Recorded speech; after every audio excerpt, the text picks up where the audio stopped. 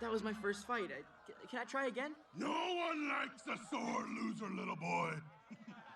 Go home. I've got more money. What do you think? Did you understand it? There was an idiom in it. Did you hear it? Hello, my name is Dakota, and if you've ever walked out of an English class thinking, hey, I'm beginning to really understand English only to be totally frustrated when you sat down and watched an American movie. You may have understood most of the words being spoken, but you couldn't understand the meaning. Having a clear understanding of English is so important, whether it's being used in school, social situations, or in your professional life. English has become the common world language, and regardless of why you're trying to learn it, it is essential that you understand the true meaning of what is being said. To do so, you must understand idioms and phrasal verbs. This is why I'm making these videos. So sit back and relax, and let's learn about idioms and phrasal verbs. Okay, let's look at our first phrase.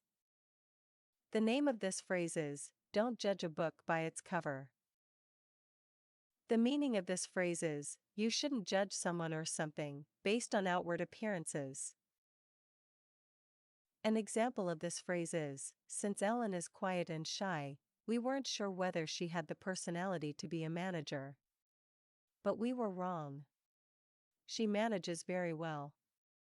It just goes to show that, you shouldn't judge a book by its cover. And to summarize, don't judge a book by its cover means, a person should not judge the value of something or someone based on how it appears. Excellent. Now let's take a look at some video clips that provide examples of this phrase. I mean, obviously, he isn't the kind of guy I usually go out with. You know, physically. Again, I'm right here. My point is, I do not judge a book by its cover. I am interested in the person underneath. I am here, right? You see me. Here, Penny is telling Howard that she does not judge a book by its cover. Penny is saying that although the man that she is dating, Leonard, is not the type of person that she normally dates, she is dating him because she cares more than just what she sees on the outside. She cares about what kind of person he is. I can't believe that an alien who looked so evil turned out to be bad. I guess you should judge a book by its cover. Definitely, especially if you count the inside flap as part of the cover. Although we normally say you shouldn't judge a book by its cover, here, Marge is saying that maybe you should judge a book by its cover, sometimes. Marge is saying that in this case, the alien looks horrible and evil, and has actually turned out to be horrible and evil as well. La la, can't hear you. Guilty, guilty, guilty. Talk to Marmalade. We're really good now. He'll tell you, Professor. Tonight's headline, change is impossible. You should always judge a book by its cover, and all stereotypes have been affirmed. Stop, for good. Here, a reporter is saying that people should judge a book by its cover, because she believes the gang of bad guys really cannot change and become honest and considerate citizens. Many people had thought the gang of bad guys could change, but she is saying that a recent crime proves that they are as bad as they look.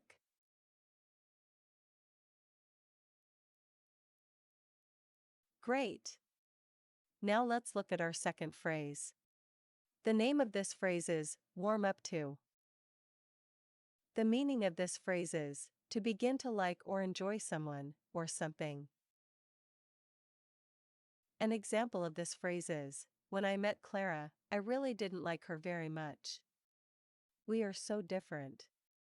However, over time, I really began to warm up to her. I actually enjoyed being around someone that was so unique. And to summarize, warm up to means to slowly begin to like someone or something. Now let's look at some video clips that provide examples of this phrase. Mike, you're not scary. Not even a little. But you are fearless. And if Hardscrabble can't see that, then she could just... I can just... what? Careful, Mr. Sullivan. I was just warming up to you. Sorry. Here, Sully is telling Mike that he is fearless even if Dean Hardscrabble can't see that. As he says this, the Dean flies down and tells Sully to be careful about what he says, because she was just beginning to warm up to him.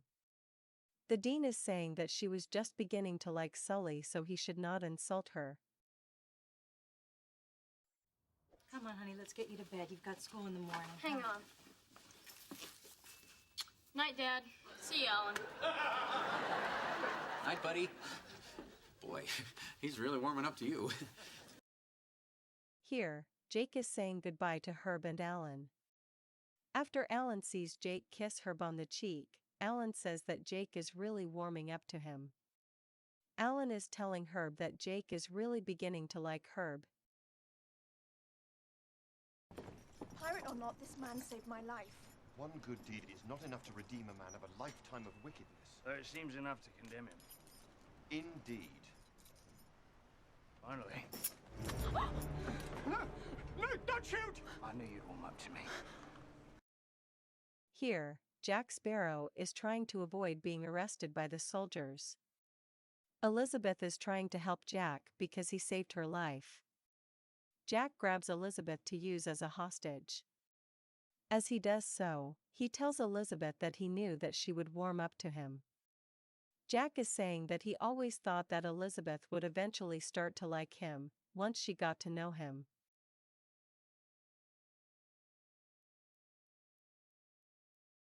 Fantastic. Let's continue on with our third phrase. The name of this phrase is sore loser. The meaning of this phrase is someone who is frequently angered, irritated, or annoyed when they lose at something.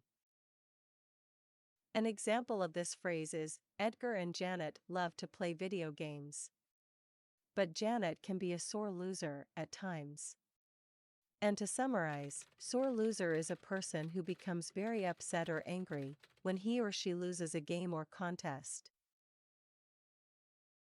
Now let's look at some video clips that provide examples of this phrase.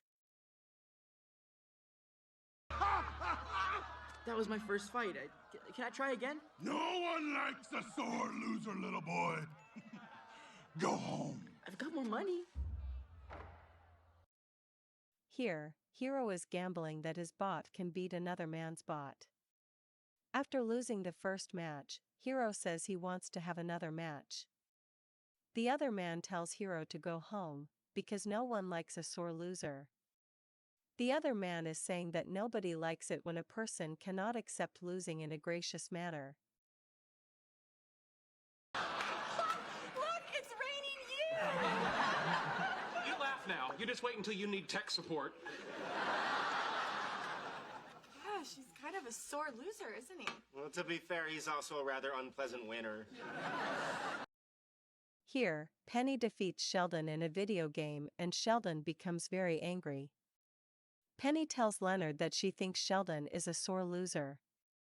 Penny is saying that Sheldon doesn't know how to accept a defeat in a healthy and gracious manner. First runner-up, and she is Arlene Holder.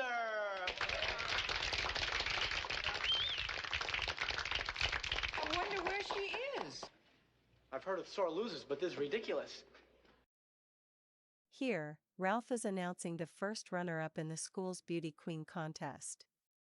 When the girl cannot be located, Ralph jokes that he's heard of sore losers, but that this is ridiculous. Ralph is making a bad joke about the girl not being able to graciously accept coming in second place.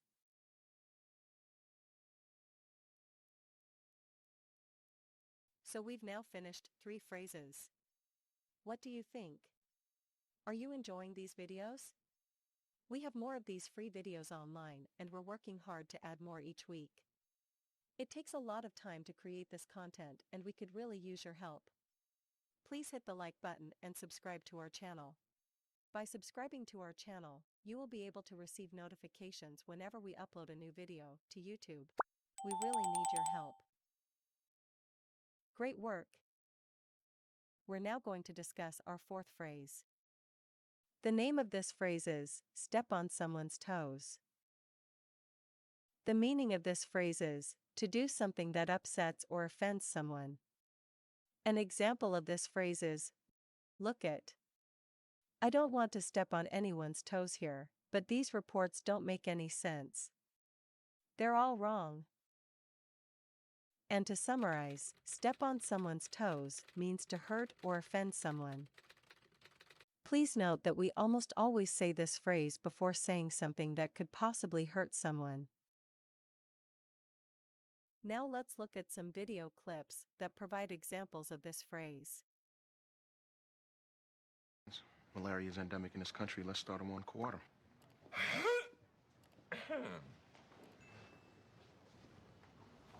I don't want to step on any toes, but I guess I do have a higher duty to the patient. If you have something to say it. Here, Dr. House is telling the other doctors that he doesn't want to step on any toes, but that he has a responsibility to take care of a patient. Dr. House is saying that he doesn't want to upset any of the other doctors by being critical of their work, but he must speak honestly because he must take care of the patient. If he just sets foot inside the airport, he's committed an overt act, conspiracy to obstruct justice. When he shows up with the Duke, you add kidnapping. Anybody packing a gun, conspiracy to commit murder. The fact that it's an airport, and Alonzo, correct me if you think I'm wrong here, I don't want to step on your toes. You can slap an interstate transportation aid or racketeering rap on him right away as well. Here, Jack is explaining to a group of policemen all of the charges that he can make against some mafia people at the airport. As he explains, he tells Alonzo, I don't want to step on any toes here. Jack is saying that he doesn't want to tell any of the other men how to do their job, but he has some good ideas. What if I can get a second opinion? I don't want to step on Sherwood's toes. He Terry, trained me all at I need this. to know is if the suspect is ambidextrous, could he possibly have written those letters? Here, David is asking Dr. Pascoe about the zodiac. The doctor is saying that he is uncomfortable answering questions because he doesn't want to step on Sherwood's toes. The doctor is saying that if he answers David's questions, he may upset the man who originally trained him.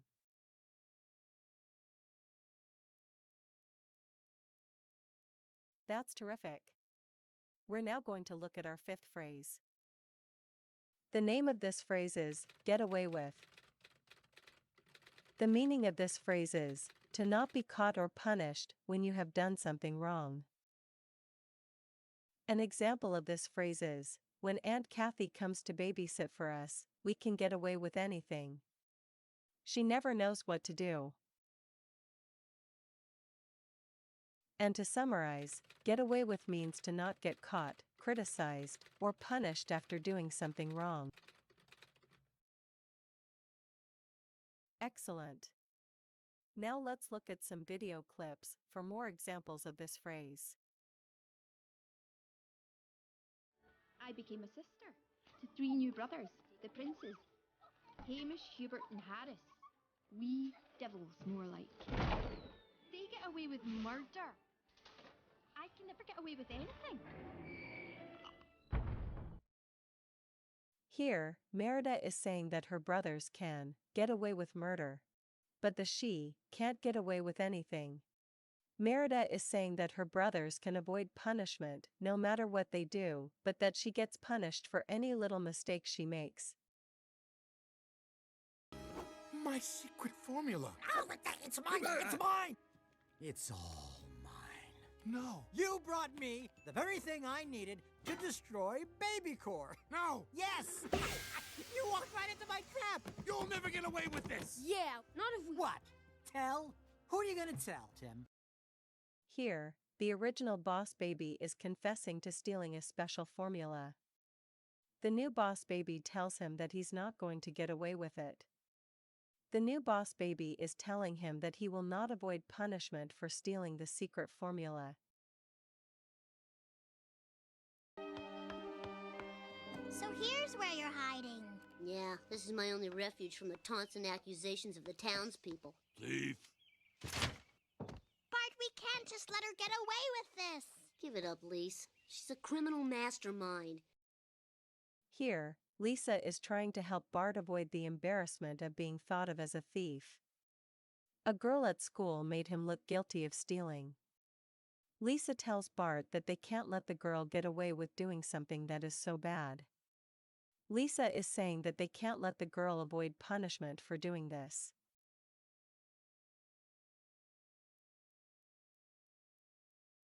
All of us here at TD English hope that you're enjoying these videos, but we need your help.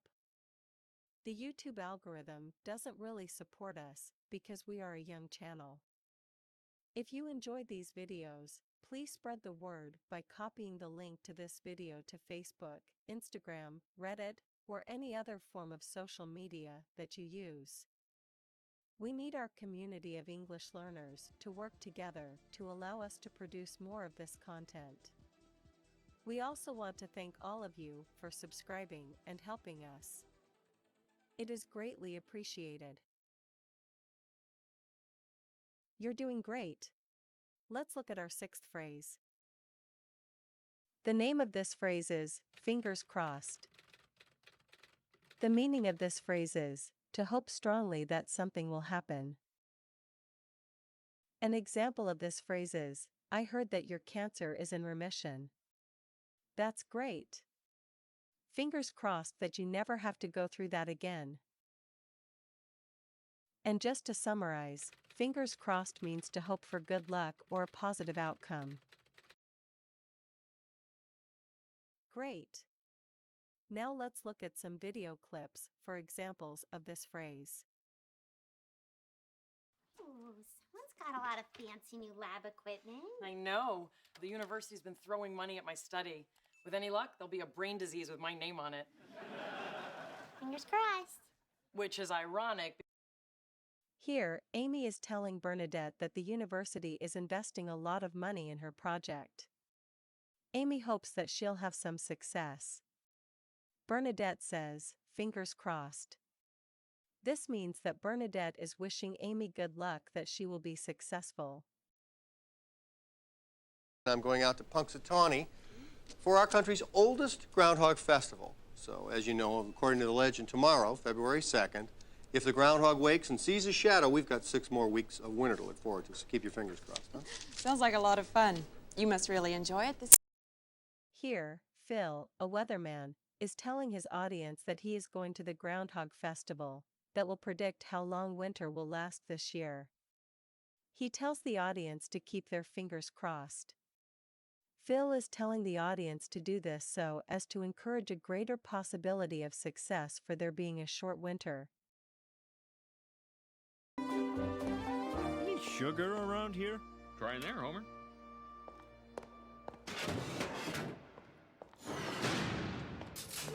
Hi, Homer. I'm keeping 2 of my fingers crossed that you're going to have that nuclear generator up to full power by tomorrow. Yes, sir. No problemo. Good. Here, Homer walks into a room where he is met by a man that says he's keeping 2 fingers crossed that Homer can get the nuclear generator working by tomorrow. The man is saying that he is hopeful that Homer will be successful in getting the nuclear generator working by tomorrow.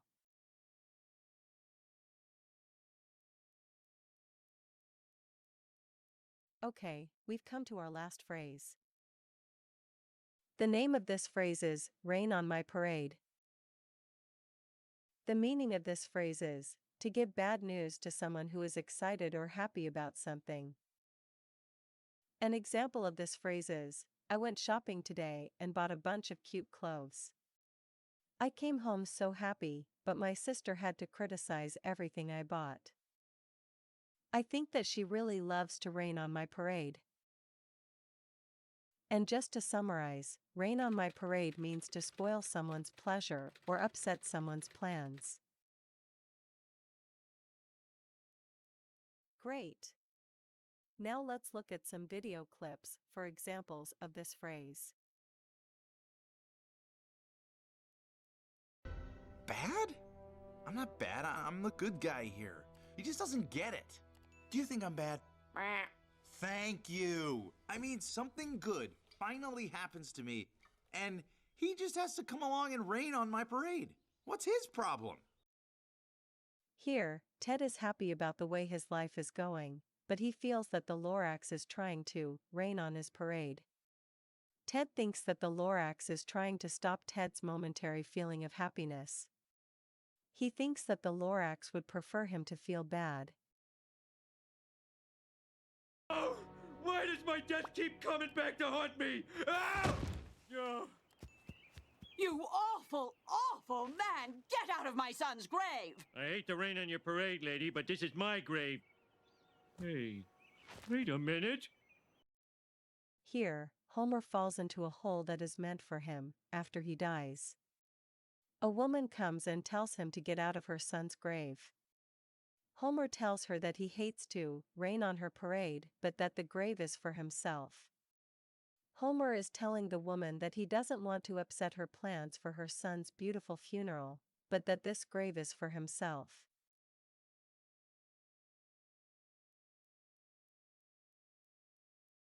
Congratulations, you've completed the video. I hope that you will now understand these phrases when you hear them in the future.